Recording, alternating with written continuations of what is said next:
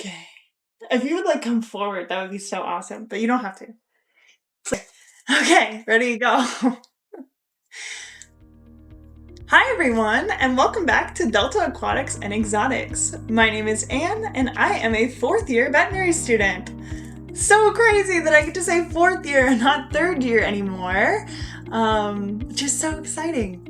Today though, we are going to be talking about my pair of African fire skinks, otherwise known as Double Trouble. Their names are Asha and Amari, and I've had them for about 5 years. African fire skinks are a terrestrial / semi-fossorial lizard native to Africa. Who would have thought? They are named for their bright, brilliant colors, with them mostly having reds, orange, blacks, and golds on them. They are a smaller species of skink, unlike their more popular cousins, the blue-tongued skink, and they're not as common in the hobby.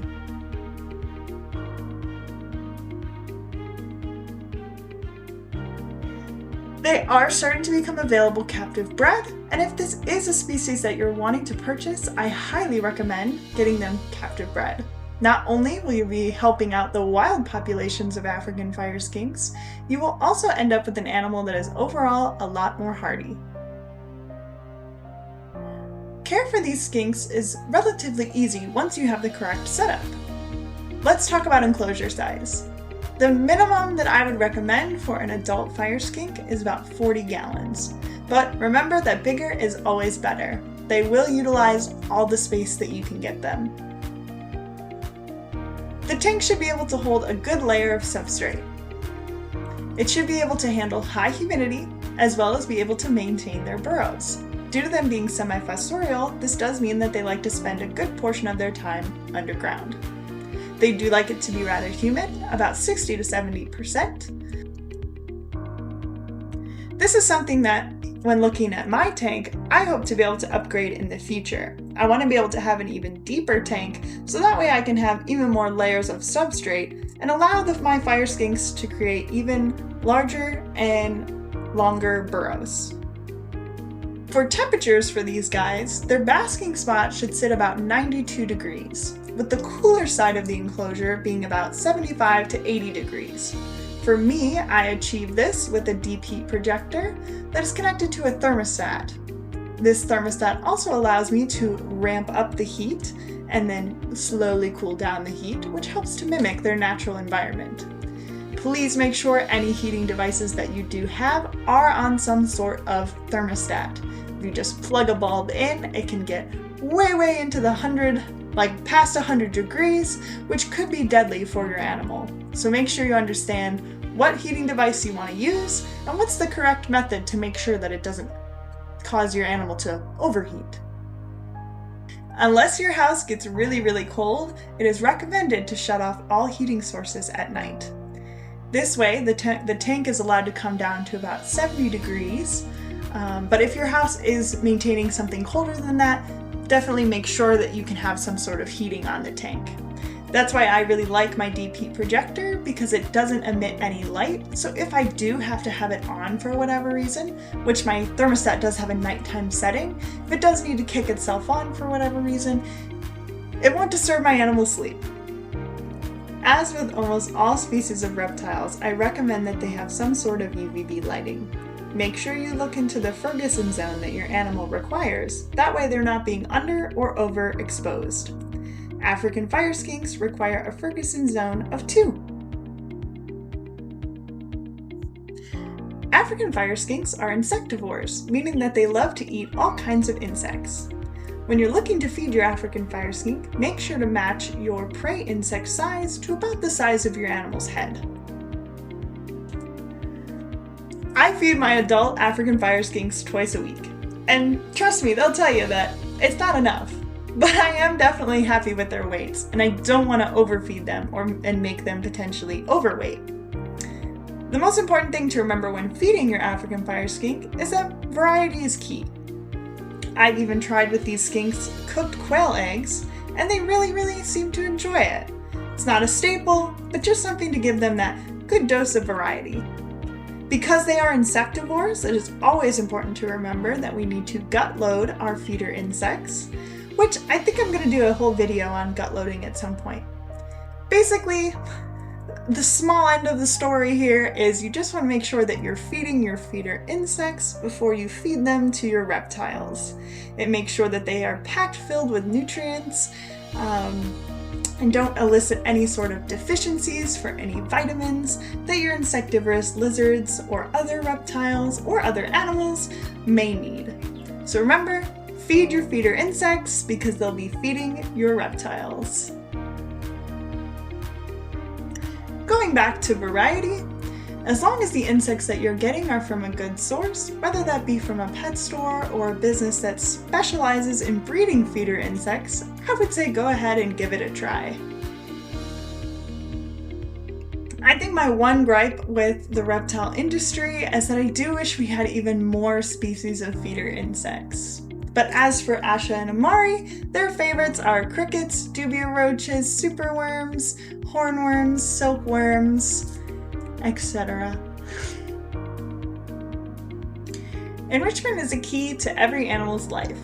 Especially for our caged critters, I think it's really important that we try to provide them with as many vast experiences that we can, as well as try to mimic their natural environment. As for decor, African fire skinks love cork bark and cork rounds. They love branches and sticks. They like live plants. They like different types of soil and other textures with which they can dig, as well as various types of basking surfaces. The way I see it when it comes to cage decor, the sky is the limit with these guys.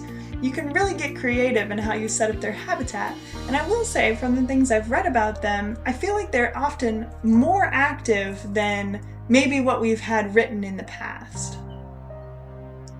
They love to explore, and I genuinely see them use every inch of space with which I can provide them. So that's why earlier when I said bigger is always better, I do really mean that. These guys traverse their whole tank, they climb around, they climb up in their cork rounds, they're always digging underneath the different surfaces, under the water bowl, in the little hides that I have.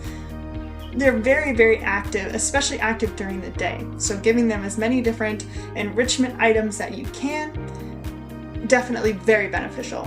One thing I've found is people do bioactive, which is awesome and I totally recommend. If you're noticing though that you have your live plants and they're digging up the roots of those plants and they're dying, one thing that I found that kind of helps, it kind of breaks up a little bit of the bioactiveness of the enclosure, but I will actually leave my plants potted in the plastic pots that they come in. I'll take them out, repot them with safe soil, of course, but I'll leave them in those planter pots. That way the skinks aren't able to kind of dig through and disturb their roots. So that's something that I found to keep my live plants alive and happy, while also giving my skinks that enrichment of having those different plants to be able to, hide amongst and go and smell and explore. So let's talk about Asha and Amari themselves. We've got Amari here for the video. I've had Asha and Amari for about 5 years, and I did not buy them together. I bought them separately. More than likely, they are wild caught due to the fact that the people that I bought them from could not tell me anything about them when I did purchase them. When I did go ahead and purchase Asha and Amari, I did know that they were most likely to be wild caught, but I did have every intention of starting an African fire skink breeding project, which did not really come to be, mostly because I think that Asha and Amari are two girls.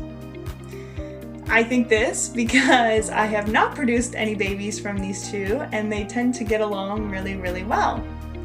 Now, I am not saying that two female fire skinks will always get along, and I'm not even saying that you need to be putting them in pairs. It just so happened to have worked out with these two that they get along really well and have been living together for 5 years. So it did kind of just work out that way, that I ended up with two girls. Please do not put two males together. Two males will fight. That's kind of a common theme amongst a lot of reptiles. Definitely not all, but two males together in a tank, they just can't get that space that they need to be able to establish their own territories, and it can often end up with either severely injured animals or unfortunately animals that could pass away due to fighting. I think one of the reasons why Asha and Amari do get along so well is my active involvement in their day-to-day life.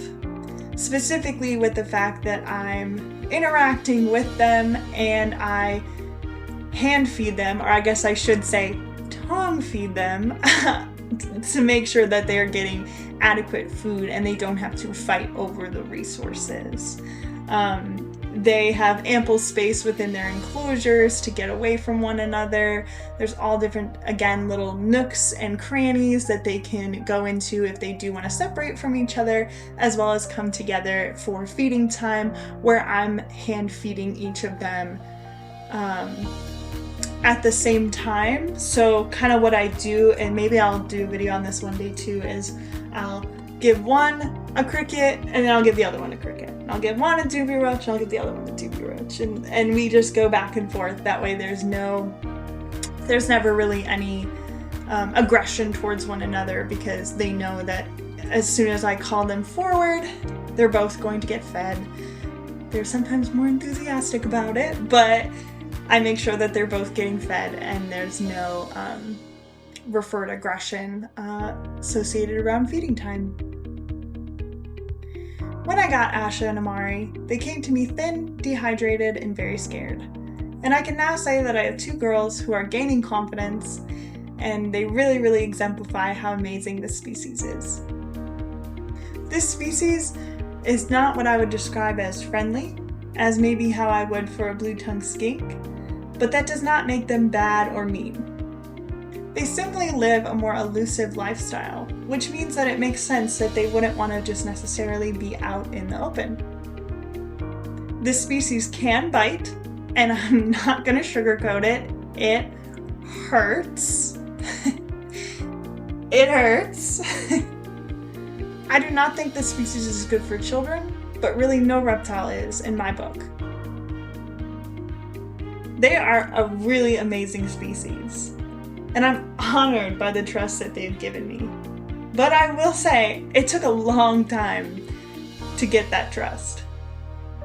I think that any animal can be gentled, as long as first their needs are met, and then second, you're able to establish that you're not there to hurt them. I think this goes a long way with African fire skinks, and simply just working at getting them to understand that you being around their enclosure is not a need to panic. And second, they can learn that you actually can deliver them some yummy food or even treats that they can really come to like. It did not happen overnight for Asha and Amari. It took quite a long time, and actually I think not again that they should be kept together, but there was a really big change when one of them decided, hey, I really want that doobie roach, and I presented it to them for them to take on, and then the other learned instantly that, like, that one's getting food, I want food, for them now both to be able to come forward. They are completely individual though, so we've got Amari here who's hanging out. I hope you can see her in the video. But Asha is actually right back there. You're not going to be able to see her on camera, but she's a little bit more elusive and a little more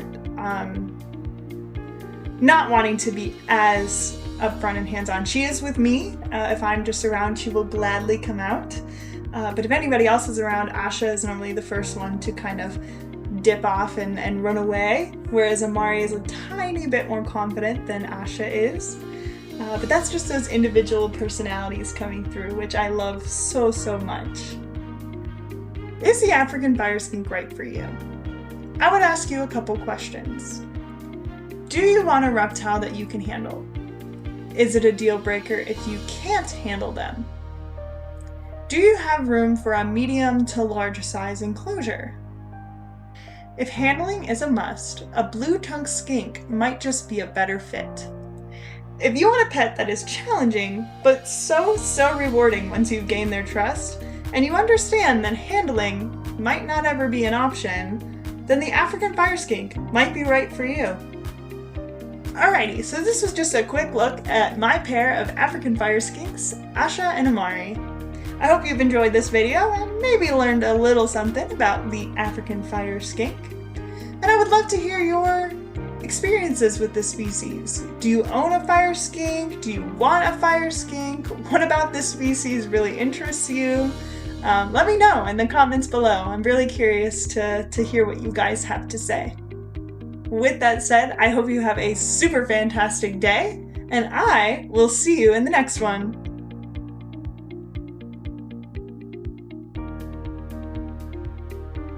Please don't turn off. Oh shoot, where did that go?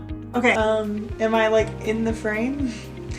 I don't look like I'm in the frame, but you never know. Let's test it with the hair like this.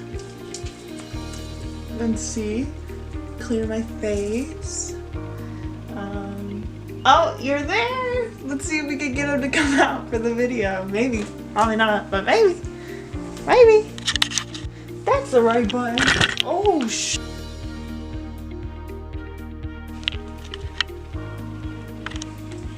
Is that gonna be annoying? Maybe. Wow, the scope of this camera is freaking awesome. That's cool. That's good. That's so cool. That's so good.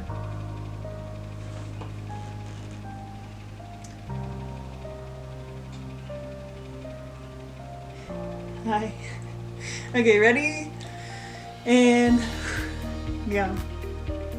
Hi everyone to Delta Exotics and nope. No. Hi everyone, and welcome back to Delta Aquatics and Exotics. My name is Anne, a 4th year veterinary student, which, it's so crazy that I can say 4th year and not 3rd year anymore. But yeah, welcome back, and I didn't really like it. No. This is bad. This is bad. I just want to do like one full run through, but I typed it, but I don't love it. African fire skinks, alright. Hi. Longer burrows. That's not horrible. That's not horrible. Key. I have even tried with these guys. No, it just sounds too like corporate. It's like, hello. So stupid. That you're getting are from a good reputable source, such as a pet store or a business that specifically feeds. Oh, that's so good. Damn.